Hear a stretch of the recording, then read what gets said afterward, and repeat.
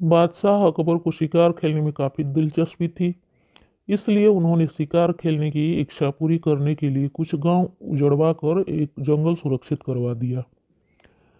जब कभी उनकी इच्छा होती, अपने साथ कुछ सैनिकों को लेकर जंगल में जाते और आखेट कर संध्या को घर लौट आते। उस जंगल में बादशाह के सिवा कोई दूसरा व्यक्ति शिकार नहीं कर सकता था, इसलिए उसके चारों ओर शाही चौकी पर पहरा बैठा दिया गया था। एक दिन बादशाह एक बड़ी सेना के साथ उस जंगल में गए। तोतों के दो दलों में भयंकर युद्ध चल रहा था। बादशाह को देखकर उनकी लड़ाई रुक गई और वे अपने अपने पेड़ों पर बैठकर एक दूसरे को कुछ कुछ कहने लगे। इस लड़ाई को देखकर बादशाह को बड़ा आश्चर्य हुआ। उसका भेद जानने के लिए लालायित होकर उन्होंने बीरबल से पूछा, बीरबल, तुम काफी समझदार हो। तुम पशु पक्षियों की भाषा भी जानते हो और उनके रहन सहन से भी परिचित हो। भला इन तोतों की दलबंदी और युद्ध किस लिए हो रही है? बीरबल को गांव उजाड़ने वाली बात याद आ गई। उन्होंने इस मौके से लाभ उठाने की कोशिश की। वे बोले, गरीब परवर, इसका उत्तर कुछ कड़वा है। अगर आप नाराज ना हो तो मैं कह दूं। इसमें नाराज होने की क्या बात है? बादशाह ने कहा, महाराज, इन दोनों दलों में एक लड़की वालों का और दूसरा पक्ष लड़के वालों का है। दोनों समधी दहेज की लेन देन के लिए झगड़ रहे हैं। लड़के का बाप कहता है कि दहेज में 40 जंगल दो। लड़की का पिता कहता है कि इस समय इतने जंगल मेरे पास नहीं है। ईश्वर की इच्छा होगी तो आगे चलकर इस कमी की पूर्ति कर दूंगा, क्योंकि हमारे बादशाह को शिकार खेलने का बड़ा शौक है। अभी तो इतने ही जंगल को सुरक्षित किया है, आगे चलकर बहुत से गांवों को उजाड़कर जंगलों में बढ़ोतरी की जाएगी। तब तुम मुझसे 40 की जगह 50 जंगल ले लेना। गरीब परवर, ये पक्षी इस बात के लिए लड़ रहे हैं। यद्यपि बीरबल की उपरोक्त बातें कल्पित थीं, फिर भी बादशाह पर इसका प्रभाव पड़ा। उनका मन शिकार खेलने की तरफ से उचट गया। शिकार के शौक के लिए जितने गांव उजाड़े गए थे, उनमें हुक्म देकर फिर बसवा दिया। अगली कहानी का नाम है कितने ईमानदार। एक बार बादशाह अकबर ने पूछा, बिरबल, हमारी राजधानी में कितने ईमानदार हैं? ईमानदार अधिक हैं या बेईमान? जहां पना बेईमान अधिक हैं, बीरबल ने कहा। सिद्ध कर सकते हो? बिल्कुल। ठीक है, सिद्ध करो। दूसरे दिन बीरबल ने महल का हौज खाली करवा दिया और नगर में ढिंढोरा पिटवा दिया। आज रात को नगर का हर आदमी बादशाह के महल के हौज में एक एक घड़ा दूध डाले। सुबह होते ही बीरबल अकबर को हौज के पास ले गए। हौज को देखते ही बादशाह अकबर की आंखें खुली की खुली रह गईं। वे जोर से चिल्लाए, यह क्या है? हौज में दूध के बदले पानी? मेरे हुक्म का ऐसा अनादर! बादशाह अकबर गुस्से से लाल पीले हो गए। बोले, यह कैसे हो सकता है बीरबल? ढिंढोरा पिटवाने में जरूर कोई भूल हुई होगी। लोगों के समझने में कोई भूल हुई होगी। लोग बादशाह के हुक्म का पालन न करें, ऐसा हो ही नहीं सकता। बीरबल ने शांतिपूर्वक अकबर से कहा, हुजूर, जैसा आप सोचते हैं ऐसा कुछ भी नहीं है। सच बात तो यह है कि सभी ने जानबूझकर हौज में दूध के बदले पानी डाला है। अकबर ने कहा, मैं कैसे मान लूं कि जैसा तुम कह रहे हो ऐसा ही कुछ हुआ होगा? हुजूर, मेरे साथ चलिए, अभी दूध का दूध और पानी का पानी हो जाता है। दोनों वेश बदलकर बाहर निकले। चलते चलते वे एक सेठ की हवेली पर पहुंचे। सेठ ने पूछा, कौन है आप? बीरबल ने कहा, राहगीर हैं भाई, थोड़ी देर रुक कर आगे चले जाएंगे। सेठ ने कहा, आइए, अंदर आ जाइए। दोनों अंदर गए, पानी पिया, फिर आराम से बैठे। बीरबल ने कहा, सेठ जी, आपके बादशाह ने अपने हौज में लोगों को एक एक घड़ा दूध डालने का हुक्म दिया था। क्या यह बात सच है? सेठ ने कहा, हाँ सच है। बीरबल ने कहा, किसी को ऐसी बात पसंद नहीं आती, लेकिन बेचारे क्या करते, बादशाह का हुक्म था इसलिए। सेठ ने कहा, देने वाला तो हुक्म देता है, पर मनुष्य में तो बुद्धि होती है। बीरबल ने कहा, मतलब? सेठ ने बताया, देखिए, किसी से कहना मत। मैंने तो हौज में दूध की बजाय एक घड़ा पानी ही डाल दिया है। रात के अंधेरे में कौन देखता है कि घड़े के अंदर क्या है? फिर नगर के सारे लोग तो दूध डालने ही वाले थे।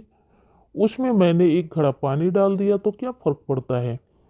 अकबर और बीरबल सेठ से इजाज़त लेकर रवाना हुए। इसी तरह वे 4-5 जगह और गए। सभी से एक ही बात सुनने को मिली कि हौज में सभी लोग दूध डालने वाले थे, पर अंधेरे में कौन देखता है कि घड़े में दूध है या पानी। यह सोचकर हर किसी ने हौज में दूध की बजाय पानी ही डाला था। बीरबल ने कहा, हुजूर, अभी और कहीं पता लगाने जाना है क्या? अकबर ने कहा, नहीं नहीं, इतना ही बहुत है। तुम सच कहते हो। सभी बेईमान गलत काम में एक हो जाते हैं, और खास तौर पर स्वार्थ साधने में। अगली कहानी का नाम है सबसे बड़ा आलसी। एक शाम को बादशाह अकबर और बीरबल घूमने निकले। बातों ही बातों में अकबर ने बीरबल से कहा, हमारे दारुल सल्तनत में बहुत से आलसी लोग होंगे। उनमें से यदि तुम सबसे बड़े आलसी को खोज निकालोगे तो हम तुम्हें भारी इनाम देंगे। बीरबल ने दूसरे दिन ही यमुना नदी के किनारे एक पंडाल बनवाया और राजधानी भर के आलसियों को भोजन करने के लिए आमंत्रित किया। आलसियों की टोली भोजन करने के लिए निकली। कुछ लोग जम्हाई लेते लेते चल रहे थे, कुछ को घिसट घिसट कर चलना पड़ता था। कितने ही आलसी दूसरों के धक्के से आगे बढ़ रहे थे। सुबह के निकले हुए आलसी दोपहर तक भोजन के पंडाल में पहुंचे। सभी आलसी भोजन करने बैठ गए। भोजन परोसा गया, लेकिन खाने की भी मेहनत कौन करता। किसी ने एक कौर लिया तो कौर उठाने के लिए उसका हाथ ही नहीं उठा। किसी ने कौर मुंह में डाला तो भी उसे चबाने की कोई जल्दी नहीं थी। घंटों बीत गए, लेकिन उनका खाना समाप्त नहीं हुआ। धीरे धीरे अंधेरा होने लगा। तभी बीरबल के कहने से उसके एक नौकर ने मंडप में आग लगा दी। आलसी लोग धीरे धीरे मंडप से बाहर निकलने लगे। उन्हें अपने प्राण बचाने की भी कोई जल्दी नहीं थी। सभी आलसी एक एक कर चले गए, पर दो आलसी मंडप में अभी बैठे रहे। उनमें से एक आलसी दूसरे आलसी का सहारा लेकर बैठा था। उसने दूसरे से कहा, चलो अब हम भी चले, यहाँ सब कुछ जलने लगा है। दूसरे आलसी ने कहा, तू जा, मैं मंडप से बाहर आने वाला नहीं हूँ।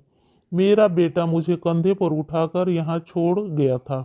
अब मैं खुद चलकर मंडप से बाहर कैसे जाऊं? पहला आलसी धीरे धीरे बाहर निकल गया। दूसरा आलसी जल मरने को तैयार था, लेकिन स्वयं उठकर मंडप के बाहर जाने को तैयार नहीं था। बीरबल ने नौकर से उठवाकर उसे मंडप से बाहर निकाल किया।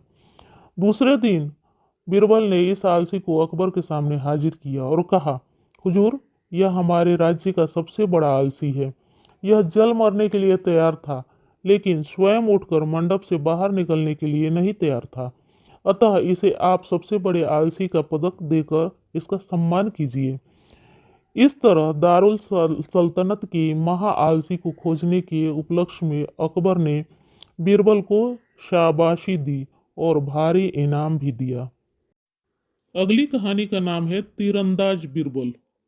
बादशाह अकबर के सभी सभासद बीरबल की बातों का आघात सहते हुए थक चुके थे। इसलिए उन्होंने बीरबल पर प्रहार करते हुए कहा, बीरबल, सिर्फ बातों के तीरंदाज मत बनो। अगर सचमुच का तीर चलाना पड़े तो नानी दादी याद आ जाएगी। मैं सचमुच का भी तीरंदाज हूँ जहां पना, बीरबल ने कहा। बीरबल का निशाना गलत हो जाए तो जो चोर की सजा वह मेरी। दरबारियों को लगा कि बीरबल अपनी बातों के जाल में खुद फंस गए हैं। उन्होंने बादशाह पर जोर डाला कि इसी समय बीरबल की तीरंदाजी की परीक्षा ली जाए। सब मैदान में पहुंचे। बीरबल के हाथ में कमान और तीर थमाए गए। कुछ ही दूरी पर स्थित पेड़ को लक्ष्य बनाकर तीर चलाने को कहा गया। उनका ख्याल था कि बुद्धि का तीर चलाने वाला सचमुच के तीर से निशाना लगाना क्या जाने। बीरबल ने पहला तीर छोड़ा।